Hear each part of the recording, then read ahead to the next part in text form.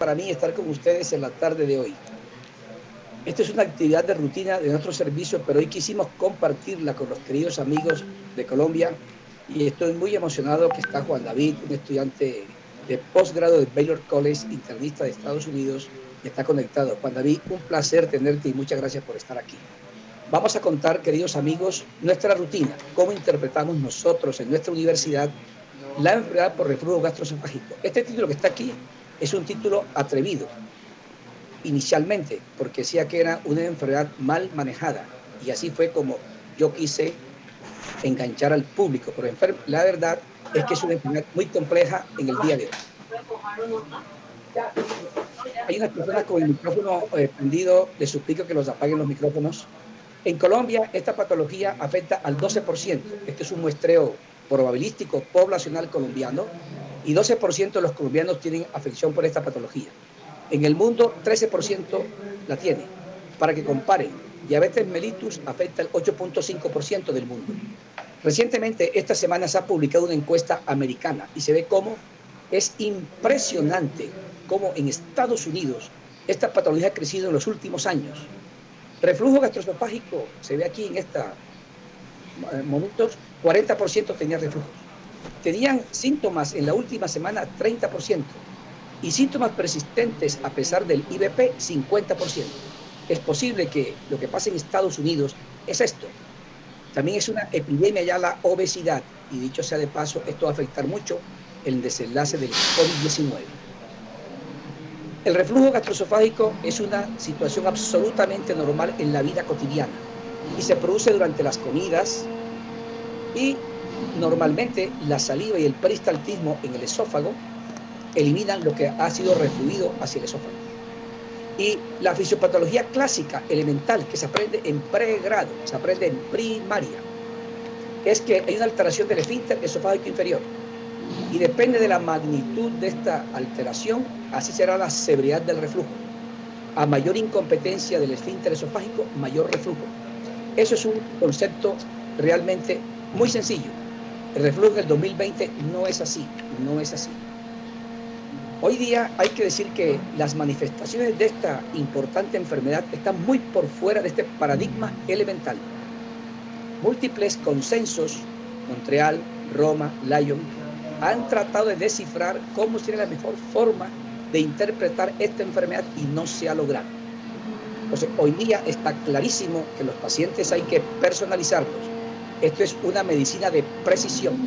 Ustedes pueden ver hoy que aquí se plasma que hay síndromes por reflujo o por enfermedad por reflujo gastroesofágico. Hay enfermedad por reflujo sin erosión en el esófago, Pachymetría positivo, hipersensibilidad al reflujo, pirosis funcional, esofagitis de bajo grado, alto grado, barre corto, largo, corto, regurgitación, dolor torácico, laringitis. Hay unos dominios, puede ser por ácido, reflujo débilmente ácido, hipersensibilidad visceral y muchas otras alteraciones. En una palabra, es muy compleja la enfermedad y hay muchos fenotipos.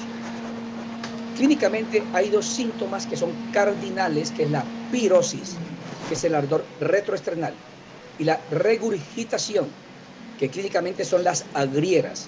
Hay una sensación de acidez que sube del esternón hacia la garganta. Estos son síntomas solamente. Y la enfermedad por reflujo es otra cosa. Pero todo el mundo cree, pacientes, médicos, el público, que pirosis y regurgitación es reflujo. En esta presentación esto aquí se va a demostrar. Eso no es cierto, porque hay otras enfermedades en las cuales está presente la pirosis y la regurgitación y no es enfermedad por reflujo. Sin embargo, esto sí es cierto. Cuando hay enfermedad por reflujo, puede haber regurgitación y puede haber pirosis. Y con base en todo lo anterior, el primer consenso que reunió la impresión científica del tema en ese momento es el de Montreal. Y se definió entonces la enfermedad por reflujo como una condición que se produce cuando el contenido del estómago de manera espontánea se devuelve hacia el esófago y produce síntomas molestos, y hay una condición importantísima. Para que sea enfermedad se requiere 2 días o más a la semana con estos síntomas. Con este concepto, más del 80% de las veces que la gente cree que hay reflujo, no lo tienen, porque síntomas ocasionales no es enfermedad por reflujo. Entonces, la pirosis y la regurgitación, cuando se les hace a estos pacientes endoscopia digestiva, y esto es supremamente importante, el 70% de ellos tienen esófago normal. Y si en realidad tienen enfermedad por reflujo, sería un NERD, non-erosive reflux disease. Hay un reflujo con esófago normal. Y solo 30% de la gente con reflujo comprobado tiene problemas en el esófago. Esofagitis, úlceras, estenosis, esófago de Barrett o cáncer. Voy a decir, por si acaso llegar a olvidarlo, que el reflujo da cáncer del esófago, aunque no pase por Barrett. Por eso lamentamos profundamente que un médico diga que el IVP le hace daño al paciente con unas complicaciones que no es cierto, y sin embargo no le dice que como no se trate le puede dar cáncer del esófago. Fenotipos entonces, con base en lo actualmente publicado en el mundo, se puede decir que la enfermedad por reflujo gastroesofágico puede ser un NERD. Hay el reflujo real y nada en el esófago. Puede ser un reflujo con Barrett o un reflujo con erosiones. Estos tres fenotipos permiten al doctor, en la práctica diaria en su consultorio, acercarse mejor al paciente. Entonces, una pirosis que tenga endoscopia negativa, tiene pirosis, va a la endoscopia y es negativa, bien puede ser un NERD, un verdadero reflujo con esófago normal, pero bien puede ser un trastorno funcional. Voy a decirlo más despacio. Cada 50% de gente que aparentemente es NERD tiene un problema funcional, y el NERD se diagnosticará entonces con una endoscopia negativa, y si se quiere profundizar que es verdaderamente un NERD, una impedanciometría con pHmetría, y un trastorno funcional que para este caso específico del reflujo, que son diagnósticos diferenciales para el reflujo, está la pirosis funcional y la hipersensibilidad al reflujo normal. Hay gente que tiene reflujo normal y siente problemas, como si alguien lo saludan y se ofende porque están gritando, es muy sensible su tímpano. Esta gente tiene muy sensible el esófago. Este es el problema en la práctica diaria. ¿Será un reflujo real o será un problema funcional? Esto fue definido y claramente establecido en el reciente consenso Roma 4.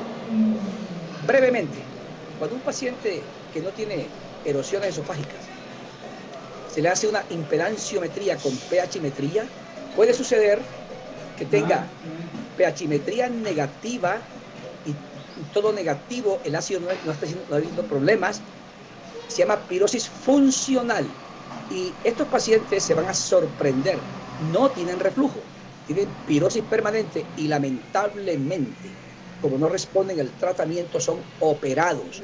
Lo peor que le puede pasar a un paciente es que tenga pirosis funcional y lo operan.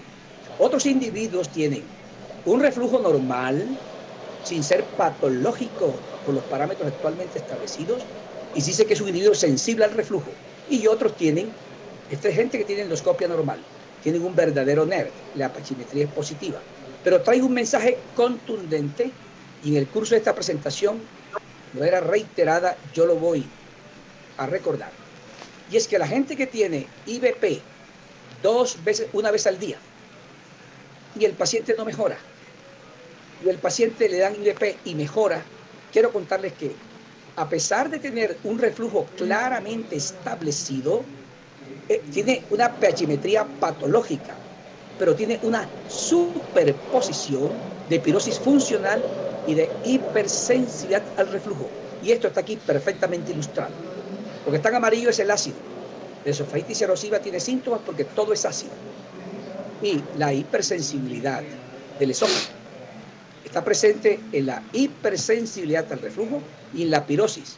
Lo que está en amarillo es la cantidad de ácido que puede estar implicada en los síntomas. Lo voy a decir de manera breve. A pesar de que mucho ácido esté presente y que está presente en la erosión, hay un pedacito, unos pocos pacientes en los cuales también está presente una superposición. Y esto es fundamental porque a la hora de tratarlo, esto hay que tenerlo muy en cuenta. Y otra gente tiene pirosis, regurgitación, no tiene absolutamente ácido patológico. Y esto permite científicamente enfocar a estos pacientes. La razón por la cual La gente sin tener un reflujo patológico sienta pirosis y regurgitación, según un trastorno del eje intestino-cerebro. Una alteración aquí impresionante. En otra conferencia esto será profundizado. Brevemente, entonces, el diagnóstico diferencial de pirosis refractaria en un paciente que todo el mundo cree que tiene reflujo es esto: que tenga un NERD, esofagitis erosiva, esofagitis infecciosa, esofagitis por píldora. Hay muchas patologías que pueden simular el reflujo, y la que más nosotros hemos visto, y hay un abuso con esta patología, es la laringitis por reflujo. Les quiero contar que en el mundo hay una epidemia ahorita de disfonía por reflujo. Voy a demostrar qué tan erróneo, qué tan equivocado es ese diagnóstico. Es un trabajo recientemente publicado que quiere ver cuál es la patología subyacente de individuos que tenían de manera de trabajo una laringitis por reflujo, y fue enviado a otorrinos de muy alto nivel, bien preparados, bien capacitados. Y de 21 pacientes con disfonía que putativamente tenían un reflujo laringofaríngeo, todos tenían un trastorno en el aparato fonatorio que explicaba la laringitis. Incluso un paciente tenía cáncer de las cuerdas vocales. El mensaje que voy a hacer yo aquí ahorita es decirles que hay múltiples patologías benignas en las cuerdas vocales que dan disfonía, paresia, parálisis, hay cánceres, incompetencia glótica, múltiples patologías intrínsecas. Y los científicos en gastroenterología esto lo han renovado para concluir que 86% de sujetos totalmente asintomáticos se les hace una nasofibrolaringoscopia y se le encuentra lo que los otorrinos de hoy día creen que es reflujo. Me explico. Una nasofibrolaringoscopia, cuando es informada con hipertrofia de la comisura posterior, eritema, hiperemia, edema de las cuerdas vocales, edema laringio difuso, hipertrofia de la comisura posterior, granulomas, esto se ve en la gente normal. Esto no significa enfermedad por reflujo gastroesofágico. Y recientemente la guía de Jorsenes, la guía de disfonía, claramente dice eso exactamente. Múltiples patologías que están aquí a la izquierda en esta diapositiva producen disfonía. Tabaco, alergia, miren todo. Y finalmente está reflujo. En Colombia, no sé en otros países, pero en Colombia los otorrinos, cada vez que un paciente llega con disfonía, lo manda a gastroenterología. A nosotros nos encanta esos pacientes, porque siempre escribimos lo mismo. Le recomendamos al otorrino que vaya a PubMed y mire que él no tiene reflujo. El diagnóstico de esta enfermedad, presuntivo el diagnóstico se basa en síntomas típicos solos. Pirosis y regurgitación, en principio, puede ser una enfermedad por reflujo gastroesofágico. Entonces hay pirosis, y está comprobado que sí tiene reflujo cuando la endoscopia digestiva muestra una esofagitis C o D de Los Ángeles, una esofagitis avanzada, o cuando pirosis tiene estenosis, o cuando con pirosis hay esófago de Barrett, o cuando con pirosis y endoscopia negativa hay impedanciometría y pachymetría positiva. Sería entonces un NERD, non-erosive refractory disease. Pero cuando hay pirosis y nada de esto está presente, hay pirosis funcional o hay hipersensibilidad al reflujo, y este par de enfermedades hasta hoy se diagnostican con impedanciometría y pHmetría. El manejo de esta patología, les quiero contar, en nuestro servicio está prohibido que el residente, que el profesor diga, se supone que el reflujo está prohibido en nuestro servicio, semejante locura. Aquí ustedes pueden ver que en PubMed, para esta conferencia, he buscado cuántos artículos habría de tratamiento de reflujo gastroesofágico. Hay miles, pero voy a decir que hay 800 a 900 artículos por año sobre tratamiento de la enfermedad por reflujo. Eso significa entonces que no es tan sencillo, y esto no se supone. En esta conferencia mi propósito es contarles cómo nosotros, en un país pobre como Colombia, pensamos que debe enfocarse un paciente con esta importante enfermedad. Entonces, nada se supone, hay mucha investigación. Clásicamente, los médicos que manejan pacientes con enfermedad por reflujo gastroesofágico recomiendan medidas generales. Algunas sirven. El remedio es tratamiento médico, una pastilla, una cápsula. Algunos pacientes habrá que operarlos. El tratamiento endoscópico, yo era residente de gastroenterología y ya había manejo endoscópico del reflujo. Todavía es experimental. Hay múltiples técnicas para manejar el reflujo gastroesofágico por endoscopio, pero quiero contarles. Esas técnicas han ocasionado muertes y complicaciones. Nadie ha fallecido por una cápsula o una tableta al día. Por eso creo yo que este es el concepto hoy día en el 2020. Hay muchos pacientes que son candidatos para tratamiento endoscópico, pero todavía no es un tratamiento para ser utilizado de manera permanente o frecuente o en muchos pacientes. La modificación del estilo de vida, que es importante, que tiene utilidad indiscutible y que todo gastroenterólogo, internista, otorrino, neumólogo, médico general siempre debe recomendar, son estos tres. El paciente debe bajar de peso siempre que el índice de masa corporal sea más de 25. No acostarse hasta 2 a 3 horas después de comer. La regurgitación nocturna le puede producir broncoaspiración. No debe fumar. Después de estas 3 recomendaciones contundentes, les quiero contar que los médicos estas no las recomiendan, pero sí recomiendan una cantidad de cosas que se llaman medidas generales, que modifican la vida del paciente, y es esto. Es frecuente ver que dicen al paciente que se acueste en decúbito lateral izquierdo. Es verdad que experimentalmente en decúbito lateral izquierdo la relajación espontánea del esfínter esofágico inferior es menor. Pero decir a un paciente que se acueste del lado izquierdo, habría que decirle adicionalmente a esa frase, pero tiene que amarrarse en la cama para que no se voltee en cualquier momento. No tiene sentido esta recomendación. Comer poquito y cada rato, no gaseosas, no jugos cítricos, no Coca-Cola, no jugos ácidos. Elevar la cabecera de la cama, eso es tan frecuente, uno queda sorprendido de esto. No condimentos, no panes, no chocolate, y una serie de negaciones que la gente no los puede seguir y la vida se les altera notablemente. Pero en Colombia los médicos son incluso más ingeniosos. Ahora le agregan, a lo anterior le agregan, y yo siento nostalgia cuando veo un médico general, un médico internista, decirle al paciente que no tome bebidas negras. No sé cuál es el problema con lo negro. No fritos, no jugos ácidos, no leche, no comida chatarra. Y lo que me sorprende aún más es que una patología tan compleja lo envían a la nutricionista para una dieta para el reflujo. Esto no existe. ¿Cuál es la evidencia de que las bebidas generales tendrán utilidad? Hay una sistemática revisión hecha hace muchos años y demostró que todas esas letras que están ahí es la calidad, el rigor, la validez interna de estos trabajos de investigación, de cafeína, chocolate, picante, carbonatadas bebidas, alimentos grasos, menta, decúbito lateral izquierdo, comidas grandes nocturnas.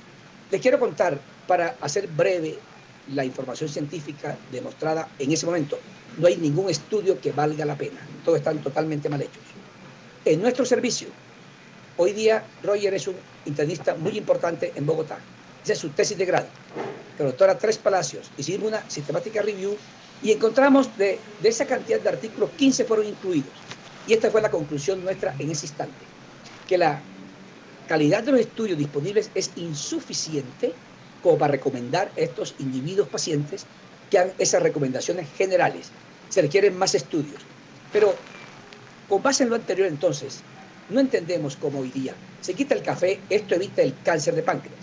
El café evita o disminuye el riesgo de que NAFLD pase a NASH y NASH pase a cirrosis, que el hígado graso no alcohólico avance, el chocolate, el picante. En Asia hay menos reflujo y come más picante que en México. La Coca-Cola, no sé si esta gente que recomienda no Coca-Cola le tiene alguna rabia a Coca-Cola, pero esto no hace daño. Entonces, este espectáculo semisentado y sin Coca-Cola debe desaparecer de la recomendación médica. Recientemente nuestro grupo, con base en unas publicaciones de elevar la pata de la cabecera de la cama, hicimos este importante ensayo clínico crossover, y quiero aquí rendir un homenaje a un par de exalumnos nuestros. Hoy día son internistas, Esta fue su tesis de grado, que es Mauricio y Daniel. Estos par de investigadores. Con ellos hicimos un importante trabajo que creo yo es el primero en el mundo que demuestra la eficacia de elevar las patas de la cabecera de la cama y sus riesgos. Estos fueron los troncos que conseguimos en una fábrica de Soacha. Como estaba inscrito en clinicaltrial.gov, tuvimos una solicitud de varios científicos del mundo para participar en el estudio, pero les dijimos, lamentamos mucho, distinguido doctor, pero son tacos de madera hechos en Soacha, y usted tiene ya tacos de plástico y deben ser de Soacha, porque esta dimensión debe ser tenida. Esta es la conclusión de este importante trabajo que está ahorita publicado de manera anticipada. Análisis por protocolo, los síntomas de reflujo utilizando un cuestionario validado, se vio que los síntomas nocturnos evidentemente mejoraban en los individuos, y análisis por intención de tratar modificado también mejoraban. Sin embargo, la calidad de vida fue similar con los tacos de madera en ambos grupos de pacientes, por protocolo y por intención de tratar modificado. Y, sin embargo, encontramos efectos adversos en el 54% de los pacientes. Estos efectos adversos no son cualquier cosa.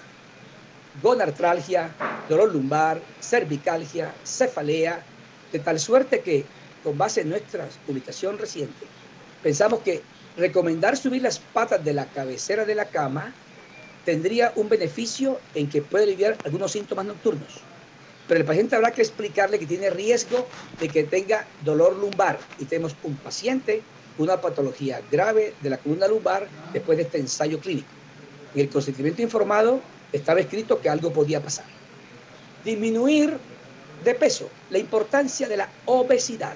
Este es el primer estudio en el mundo que demuestra que hay una correlación prácticamente lineal entre, aquí se ve la abscisa, se ve como el índice de masa corporal, en la medida que aumenta este índice en la vertical, hay mayor probabilidad de que haya reflujo. En una palabra, la obesidad es el factor más decisivo hoy día en la sociedad moderna para que haya reflujo gastroesofágico.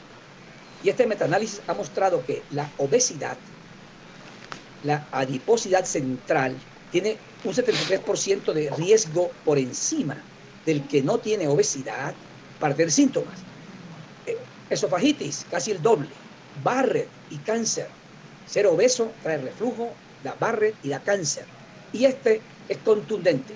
Cuando un individuo obeso baja el índice de masa corporal, se ve como claramente disminuir 3.5 unidades del índice de masa corporal, la gente mejora notablemente síntomas de reflujo. Cuando alguien tiene reflujo deja de fumar, este es el primer estudio que demuestra claramente que el riesgo de que mejore es 3 veces. No cabe duda entonces. Con base en lo anterior, uno puede decir aquí ahorita que las medidas generales tienen muy poca importancia y que subir las patas de la cabecera de la cama tiene mucho riesgo con efectos adversos de los pacientes. Entonces, el tratamiento médico es el estándar de oro, el gold estándar. Y el tratamiento médico es específicamente el inhibidor de bomba de protones. Este medicamento no modifica la fisiopatología, no modifica la relación espontánea transitoria que está presente en muchos pacientes. Además de eso, el IBP no modifica, no disminuye los episodios de reflujo, que es un arco reflejo que llega al tronco cerebral, al núcleo dorsal del vago, se devuelve y relaja el esfínter. La gente tiene esa patología porque a mucha gente el tronco cerebral le funciona mal y le da este reflujo. Este IBP tiene como propósito único aumentar el pH del contenido gástrico, de tal suerte que lo que asciende al esófago tenga menos sintomatología para el individuo. Esta patología es incurable y eso hay que explicarle al paciente. El remedio es permanente, igual a la hipertensión arterial. Lo que se puede hacer es lo que se llama en medicina hoy día la de desprescripción del IBP. En otra charla podemos discutir cuáles son los metaanálisis y cómo es la forma de desprescribir un IBP. El objetivo del tratamiento farmacológico es esto: elevar el pH gástrico por encima de 4. Este es el cure-off. Por encima de 4 alivia los síntomas de reflujo y cicatriza la inflamación, cicatriza las erosiones. Los anti-H2 no sirven para esto. Y recientemente, como ustedes habrán leído, la ranitidina está contaminada con una nitrosamida, tiene riesgo de cáncer en animales inferiores, de tal suerte que ya ha sido retirada del mercado, porque la ranitidina no solo no sirve, porque el pH nunca llega a 4, que es el objetivo del tratamiento médico. En cambio, todos los IVP son similares, todos tienen eficacia similar. Sin embargo, hay que decir que es similar con algunas condiciones. Recientemente, este grupo de expertos ha demostrado, ha encontrado en esta revisión narrativa unos artículos que han demostrado que los IVPs se metabolizan en el CYP1219 del hígado, pero solamente el rabeprazol y el esomeprazol no se metabolizan en el CYP1219 del hígado. Tiene un impacto esto, y es que muchos pacientes no mejoran del reflujo porque en su país, porque ellos tienen una etnia, una farmacogenética que inactiva muy rápidamente el IVP. Esa pregunta fue estudiada por nuestro grupo de investigación de la Facultad de Ciencias de la Universidad Javeriana, con la doctora Alvaricia Tres Palacios y nuestra doctorando. Esta tesis, esta hace parte de la tesis de doctorado de Azucena Arévalo. En este estudio hecho en Colombia encontramos que 76% de la gente a la cual hicimos el polimorfismo genético en Bogotá metabolizaba de manera ultra rápida o rápidamente el IVP. Por este hallazgo, nuestro grupo hoy día, desde hace 6 años, por estudios preliminares que habíamos hecho, recomendamos que sea el esomeprazol, que no tiene CYP. O si utilizan otro IVP, mientras hay más estudios, habrá que aumentar la dosis. La cantidad de ATPasa que se va a inhibir con el IVP es mayor en ayunas. Por eso se recomienda, por el momento, que el IVP, cuando se va a administrar, sea media hora antes del desayuno. Y aquí se ve cómo el pH mayor de 4 es 42% de 24 horas si se da antes del desayuno. Y es el 17% de 24 horas si se da con el desayuno. Estos medicamentos no requieren darse en ayunas. El tenatoprazol no lo hay en Colombia. El del lansoprazol se puede dar a cualquier hora.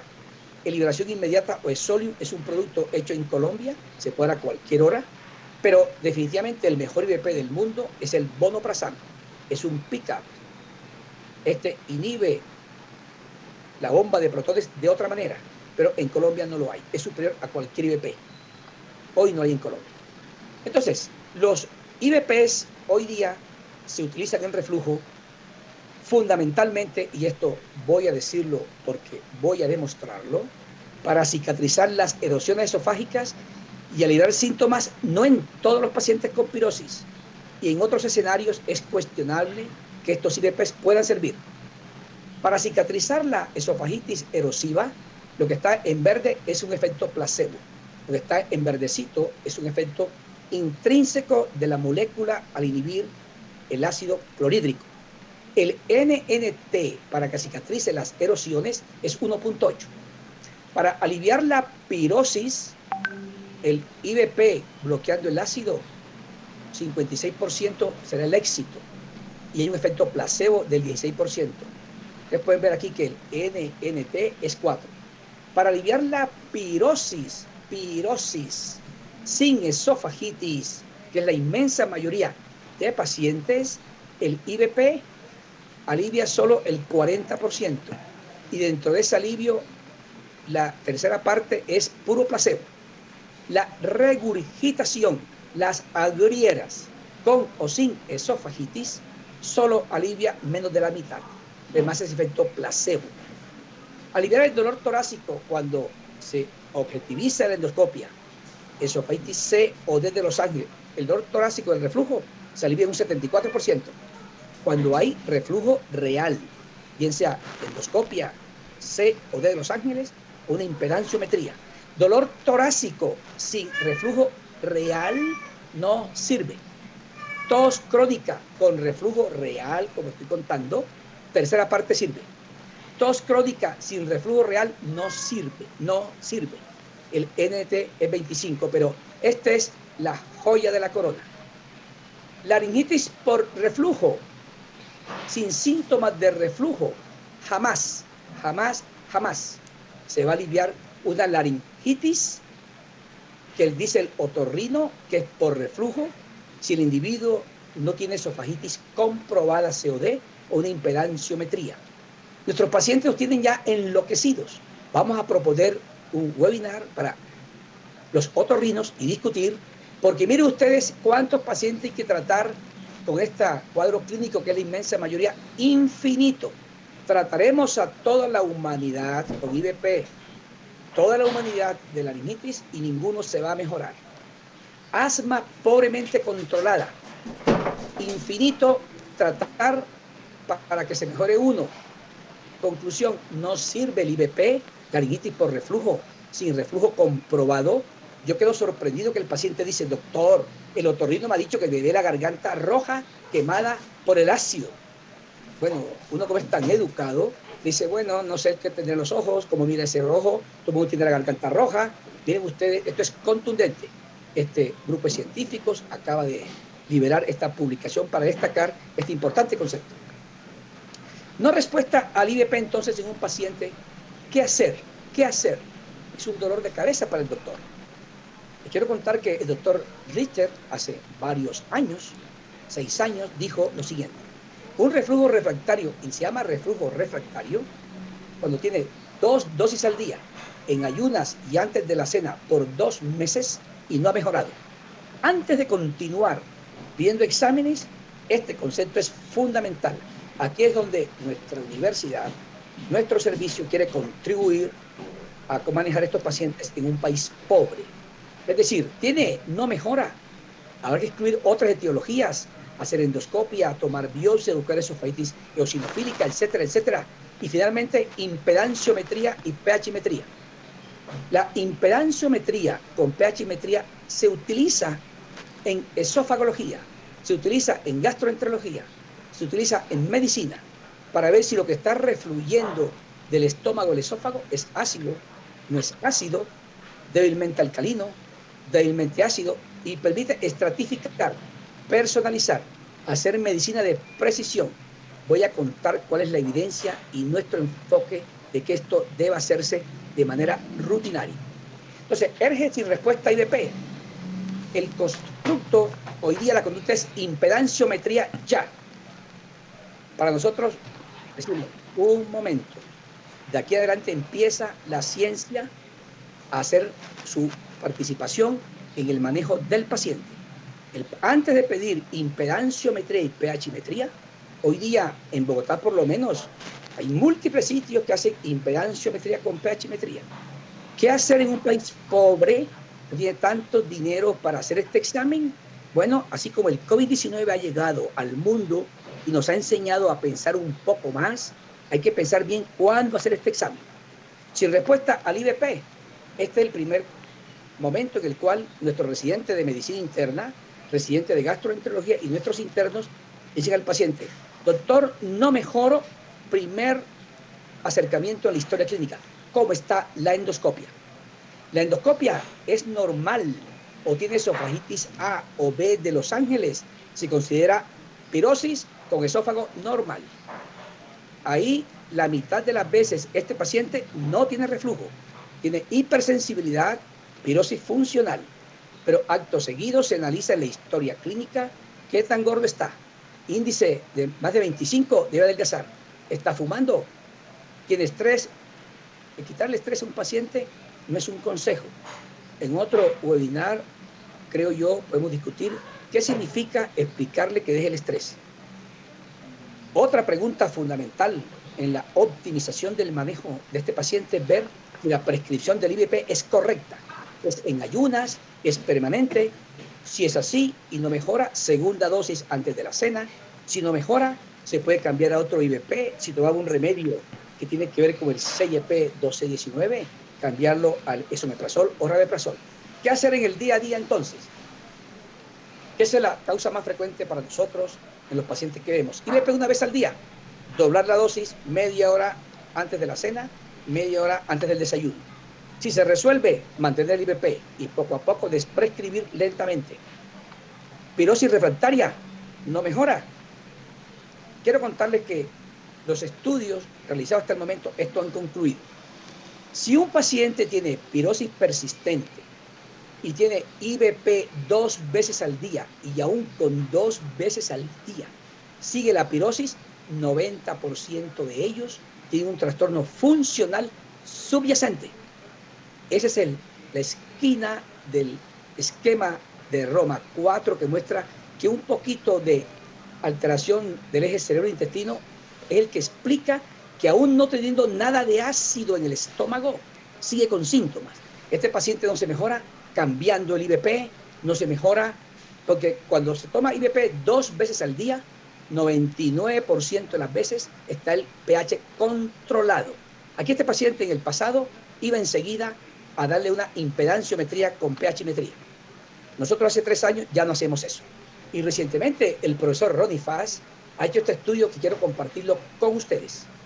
Este doctor encontró un estudio absolutamente bien diseñado.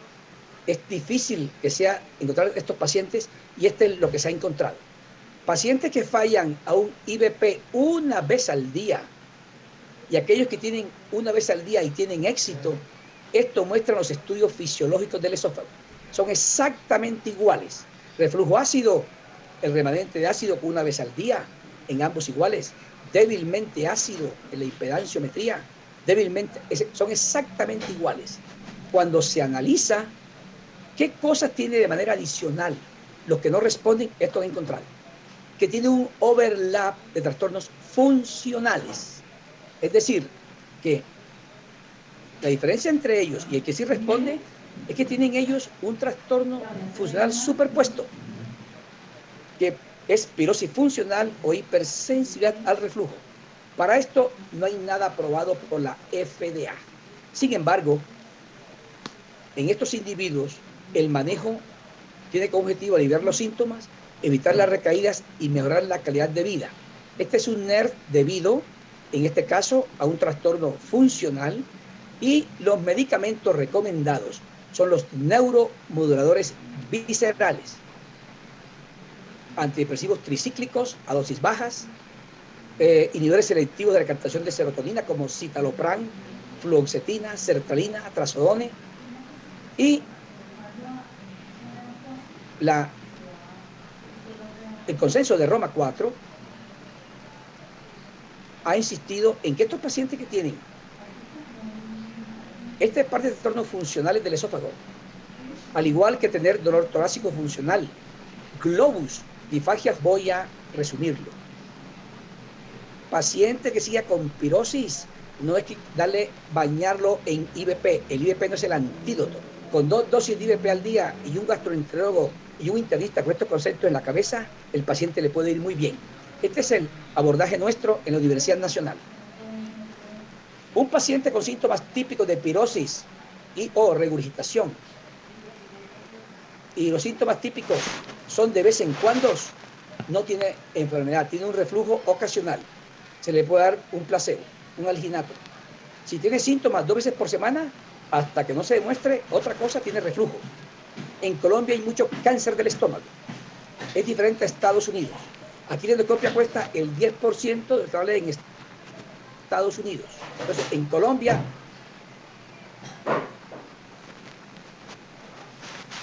recomendamos que todo paciente con reflujo se le haga endoscopia digestiva. En nuestra opinión, permite la endoscopia verificar ARRET, cáncer de la unión y de paso, si hay esofagitis erosiva, ¿sí? Viene lo que se llama la medicina de precisión, la optimización del manejo de este paciente. Y la optimización en nuestro servicio es, primero, ver si está gordo. Los pacientes obesos les decimos, ya tenemos un cliché. Señor, usted está gordo. La gordura, señor, no es un problema de estética.